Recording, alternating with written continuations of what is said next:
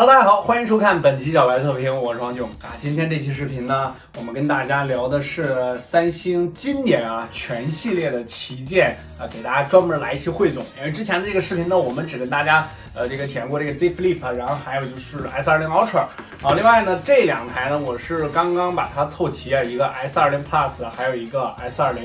哇，这个粉色真的是非常非常漂亮啊！现在好像把它流行叫猛男色是吧？我在录制这期视频呢，也专门收集了一下大家比较关心的问题啊，结合我这段时间的体验，我把它汇总成了7个基本上你看完之后，你就可以决定你买哪个，或者说他们各自的这个特点是什么了啊，是偏主观的。我先跟大家说好啊，因为这个客观呢，大家都等我们的数据就行了，这个更新到小白测评数据库里边。在开始之前呢，我先来大概说一下这个 S20 跟 S20 Plus， 因为这个之前我们没有专门出过视频其实这两台机器呢，应该可以说是今年三星的主销机型，因为无论是 Ultra 还是 Z Flip 来说，它们都是最有特点、最基础档的手机。一个是干到顶了，这个最贵，然后另外一个是折叠屏，完成度非常高的一台机器。它们俩特点呢，一个就是史上最无敌轻薄。这个录制这期视频的时候，中兴刚刚开完发布会，然后他说他们那机器168克是最轻薄的，但是这个163克。是吧？国行也上市了，你没把人家放在眼里吗？对不对？然后还有就是 S20 Plus 这台机器呢，应该是这一次 S20 系列里边最锚定的版本。之前咱们解释过锚定版本就是最值得购买的版本，它是187克的重量，然后4500毫安时的电池。这个细节的参数呢，我就不给大家打了，这网上哪儿都有啊。这也就引出了第一个问题啊，中杯、大杯、超大杯，外加一个折叠屏。小白，如果要是你选的话，你会买哪个呢？是吧？刚才咱们已经说了半天了，是吧？最值得购买的版本，那么我选择 S20 Ultra。不是，其实呢，就是如果我自己购买的话呢，这个我肯定是想体验有特点的机器，然后我觉得什么都干到顶了，这个我非常好奇它，所以说我会选 S20 Ultra。但是呢，最值得购买的版本一定是 S20 Plus。这个是肯定的啊，就是对什么100倍是吧？这100倍我就给大家拍视频的时候用用，然后基本上平时是吧？我妈说楼下这个小摊在卖什么水果，然后我用100倍给她看一看，其他的就没什么用处了。然后特别要夸一下这全系列的机器，重量控制其实都非常好。这个 S20 Plus 呢，它只有187克，你可以看一下其他的这个 Pro 版本或者说 Plus 的这个版本。重量基本都在210克左右，这个还是差的非常多的。而且呢，它 2.75D 的这个玻璃，全系列都是，包括这个 S20，真的是非常非常的舒服，而且非常非常的不影响观感，比那个什么曲面屏我觉得要好太多了。也不知道它叫什么，暂时管它叫 2.75D 应该是一个未来的主流，这是我的猜测。多了两句产品的布局上面这次这个三星呢，它是中杯、大杯、超大杯，但是呢，它都是865的旗舰，给你分成了3个档位。这个很多人说是吧？这个就是苹果的那种策略，就是它都是同样的处理器，然后但是呢，给你分成了不同的机型，比如说这个 iPhone 11、iPhone 11 Pro， 然后 iPhone 11 Pro Max 是一样的，他们呢都不出下边的机器其实这个呢，三星这边是一直有的，比如说三星的 A 系列会出一些这个终端的机型，然后还有一些这个765G 的机型，全部都有，但是苹果这边是没有的。不过呢，苹果由于它自己强大的这个生态能力吧，这个得益于它自己的这个生态优势，它的这个产品的生命周期是非常长的。它之前的一些产品，慢慢的是吧淘汰下来之后，比如说这个 iPhone 8，然后甚至还有这个 iPhone 7，它后面呢都降价到了这个2000多，这个2级市场呢，甚至还有1000多、3000多，全部都覆盖了。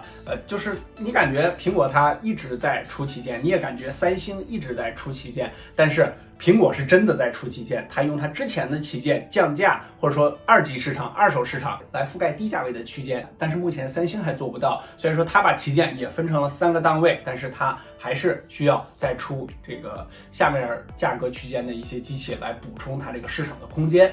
OK， 第二个问题，最轻薄的 S20 Plus 体验如何？值得入手吗？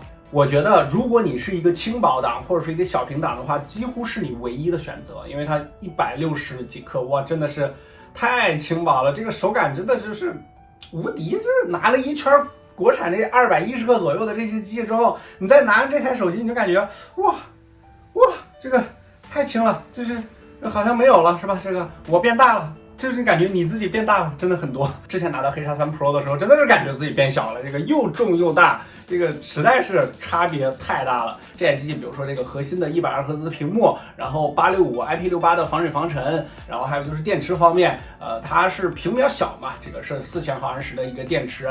我觉得，如果你要是上到高刷的话，就是120赫兹的话，这个4000毫安时的电池虽然它屏幕比较小，但还是会有一些吃紧的。猛男色是吧？今年你给你女朋友购买的首推机型，那就是 S20。这个猛男色了，这个是比较适合女性的。好，第三个问题是 S20 Plus 和 Find X2 Pro 哪个更值得买啊？这是一个我没想到的问题，就是我在调研的过程之中发现很多人都在纠结这个问题，尤其是关心 S20 系列的，因为今年的这个 OPPO Find X2 确实表现非常不错啊。S20 Plus 和 Find X2 Pro 它们两个的实际使用体验的优缺点呢，我给你总结一下。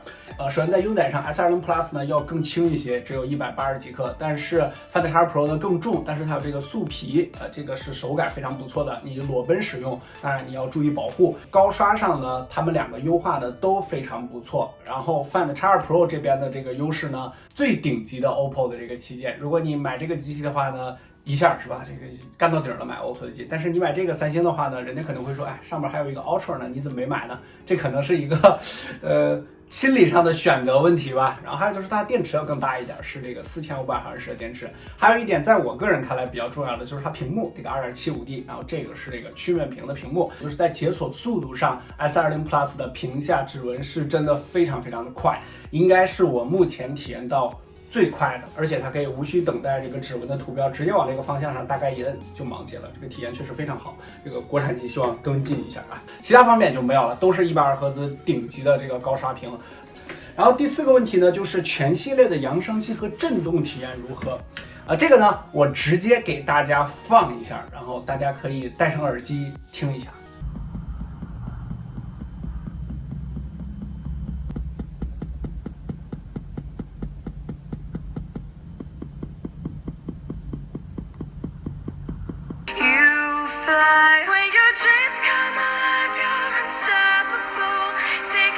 Chase the sun, find the beautiful. When your dreams come alive, you're unstoppable. Take a shot, chase the sun, find the beautiful. We will go in the dark, turning dust to gold, and we'll dream impossible. 在之前 S20 Ultra 那期视频中呢，我们说了它体验的是 X 轴马达。当然录制之前呢，对于 X 轴的外轴呢，我也是有一些疑问。然后向官方求证呢，官方说这个就是X 轴的马达，他们呢其实最开始的时候，因为当时国内也没上，也没有搞对，所以说导致视频里边叫这个 X 轴马达了。但是最后确认它是 Z 轴的马达。不过大家并不需要特别的担心，因为这个 Z 轴的马达它优化的已经是非常非常好了。第五个问题，喜欢 Z Flip 啊，优缺点是什么呢？适合基友入手吗？我对这台机器呢，别的都在视频里聊过了，你可以去看。只是提醒你一下，如果你购买这台机器的话呢，可能会有一点点抽奖的情况。是哪儿呢？就是我在微博上也跟大家提到过的，就是跷跷板的问题。它这个两侧呢有往后撅的这种情况，然后你放在桌子上的时候，它不是一个纯平的180度，它是往后这样。但是我过手了3台，它们的这个尺度啊，对，就是这个尺度。完全是不一样的3个，比如说最开始体验那个金色做视频的那个是完全没有的，它就是一个180度纯平的。然后我体验的第2台 Tom Running 的那个版本，它那个就非常的明显，放在桌子上就嘣嘣嘣两边就有这个跷跷板的情况。但是这个第3台紫色的这个是量产版的机器，这个就很接近180度，但是呢有一点点轻微的，就有一点点。你感觉就多了1度，或者是多了1度半那种感觉啊，这个是一个女性的非常轻度使用的一个旗舰啊。如果要是男性基友党的话，我还是不建议购买，因为它只有3000毫安时的电池，确实比较小，而且没有5G。第6个问题，都说 S20 Ultra 的相机调教不太好，对焦有一点点问题，是怎么回事？这个问题之前我也在微博聊过，就是 S20 Ultra 在夜景对焦的时候，我会发现它有一点点拉焦的情况，就是需要多对一下，并不是这样咔啪一下就对好了。这个我咨询了之后呢，是因为这个系统调教呢还不是最终的版本，后来更新之后呢，这个 OK 了，但是它总体的，比如说移像素这个拍照呢，有的时候这个速度呢是不如小米的。哎，它这个是 HM 半，小米那个是 HMX， 其实它这个还要高半代，哎，就是这一像做的还要更好一点，但是优化上呢，其实还没有到位。我终于体验完了之后，感觉就是三星对这一整套 Ultra 上的这个模组呢，优化还没有到达一个非常成熟的阶段。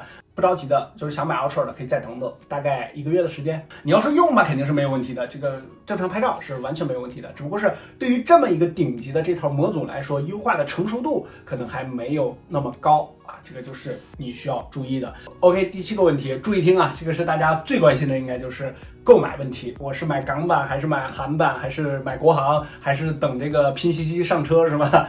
我个人的建议呢，直接告诉大家是港版。为什么这么说啊？这个我知道这时候弹幕肯定会说韩版，因为韩版呢今年价格的优势是非常非常大的。如果说这个港版比国行便宜个1000块钱左右的话，那么韩版要比港版还要再便宜个800块钱左右。这个是优势非常大的。但是呢，韩版会有一些问题，就比如说它的系统它是单卡的，然后还有就是它是移动5G好像暂时是不能用，然后还有一些，比如说这个三星配它也不能用，这个就是在软件上呢会有很多不兼容的地方，然后这个5G上呢也会有一些局限。对于韩版来说呢，玩的这个门槛是比较高的。如果你是资深肌肉党，而且你对这些东西都非常非常了解，那你买一个韩版，我觉得是没有问题的。港版跟国行呢都是一样的，而且呢，如果要是你是港行的话，甚至还可以在大陆进行保修。这个比如说大的这种售后呢是可以保修的。但是如果你是非常资深的肌肉党，因为看咱们视频的人，这个了解应该是非常非常多的啊。这个韩版确实是价格优势非常大，它的 S20 Plus 这个12G 内存的版本，基本上跟 Find X2不是 Pro 啊，是 Find X2的这个价格是持平的，就是跌到6000块钱以下了，甚至呢会说跌到5500左右。你想 S20 Plus 5500，哇，那确实吸引力还是非常非常大的。不过呢，冷静，因为它的这个玩的门槛相对来说要高一些，比如说后期的系统更新，然后这个什么支付乱七八糟的都会碰到一些问题。你把我们之前 S20 Ultra 那期视频，还有就是 Z Flip 那期视频看完，再把这个视频看完，希望对你呢有一点帮助嘛。记得3连本视频点赞、收藏、投硬币，特别感谢。更多精彩关注我们的 B 站、新浪微博和微信公众号，都搜索小白测评即可。后期呢我们会把他们的数据都更新到我们的小白测评数据库里边。不过这点小白测评，我们下期视频再见，拜拜。集齐了，是不是可以召唤神龙了？这4台。